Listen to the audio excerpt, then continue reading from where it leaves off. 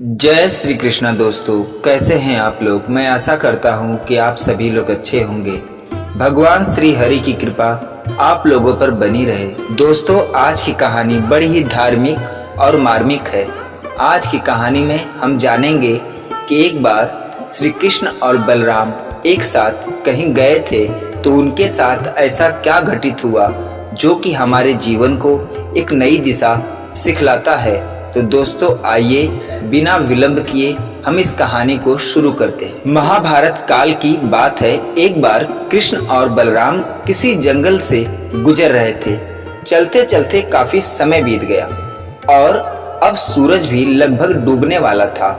अंधेरे में आगे बढ़ना संभव नहीं था, इसलिए कृष्ण बोले, बलराम, हम ऐसा करते हैं कि अब सुबह होने तक यही ठहर जाते हैं। सुबह होते ही हम अपने मंजिल की ओर बढ़ चलेंगे। बलराम बोले, पर इस घने जंगल में हमें खतरा हो सकता है। यहाँ सोना उचित नहीं होगा, हमें जागकर ही रात बितानी होगी। अच्छा, हम ऐसा करते हैं कि पहले मैं सोता हूँ और अब तब तक तुम पहरा देते रहो, और फिर जैसे ही तुम्हें नींद आएगी तुम मुझे जगा देना, तब मैं पहरा दूंगा और तुम सो जाना। कृष्ण ने सुझाव दिया। बलराम इस बात पर तैयार हो गए। कुछ ही पलों में कृष्ण गहरी नींद में चले गए और तभी बलराम को एक भयानक आकृति उनकी ओर आती दिखी। वो कोई राक्षस था। राक्षस उन्हें देखते ही जोर से चीखा और बलराम बुरी तरह डर गए। इस घटना का एक विचित्र असर हुआ। भय के कारण बलराम का आकार कुछ छोटा हो गया और राक्षस और विशाल हो गया। उसके बाद राक्षस एक बार और जोर से चीखा और पुनः बलराम डरकर कांप उठे। अब बलराम और भी सिकुड़ गए और राक्षस पहले से भी बड़ा हो गया। राक्षस धीरे धीरे बलराम की ओर बढ़ने लगा। बलराम पहले से ही भयभीत थे और उस विशाल काय राक्षस को अपनी ओर आता देख जोर से चीख पड़े, कृष्ण कृष्ण, और चीखते ही वही मूर्छित होकर गिर पड़े। बलराम की आवाज सुनकर कृष्ण उठे। बलराम को वहां देख उन्होंने सोचा कि बलराम पहरा देते देते थक गए और सोने से पहले उन्हें आवाज दे दी। अब कृष्ण पहरा देने लगे। कुछ देर बाद वही राक्षस उनके सामने आया और जोर से चीखा। कृष्ण जरा भी घबराए नहीं और बोले, बताओ, तुम इस तरह चीख क्यों रहे हो? क्या चाहिए तुम्हें? इस बार भी कुछ कृष्ण के साहस के कारण उनका आकार कुछ और बढ़ गया और राक्षस का आकार कुछ घट गया। राक्षस को पहली बार ऐसा कोई मिला था जो उससे डर नहीं रहा था। घबराहट में वह पुनः कृष्ण पर जोर से चीखा। इस बार भी श्री कृष्ण नहीं डरे और उनका आकार और भी बड़ा हो गया, जबकि राक्षस पहले से भी छोटा हो गया। एक आखिरी प्रयास में राक्षस पूरी तरह से चीखा, पर कृष्ण मुस्कुरा उठे और फिर बोले, बताओ तो क्या चाहिए तुम्हें? फिर क्या था?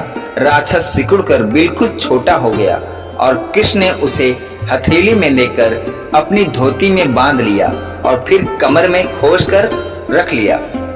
कुछ देर में सुबह हो गई। कृष्ण ने बलराम को उठाया और आगे बढ़ने के लिए कहा। वे धीरे धीरे आगे बढ़ने लगे। तभी बलराम उत्तेजित होते हुए बोले, पता है कल रात में क्या हुआ था? एक भयानक राक्षस हमें मारने आया था। रुको रुको रुको। बलराम को बीच में ही टोकते हुए कृष्ण ने अपनी धोती में बांधा राक्षस निकाला और बलराम को दिखाते हुए बोले, कहीं इसकी बात तो नहीं कर रहे हो? हाँ, यही है वो। हाँ, ये वही है। पर कल जब मैंने इसे देखा था तो ये बहुत बड़ा था। ये इतना छोटा कैसे हो गया? बलराम आश्चर्यचकित होते हुए बोले। कृष्ण बोले, जब जीवन में तुम किसी ऐसी चीज से बचने की कोशिश करते हो जिसका तुम्हें सामना करना चाहिए, तो वो तुमसे बड़ी हो जाती है और तुम पर नियंत्रण करने लगती है।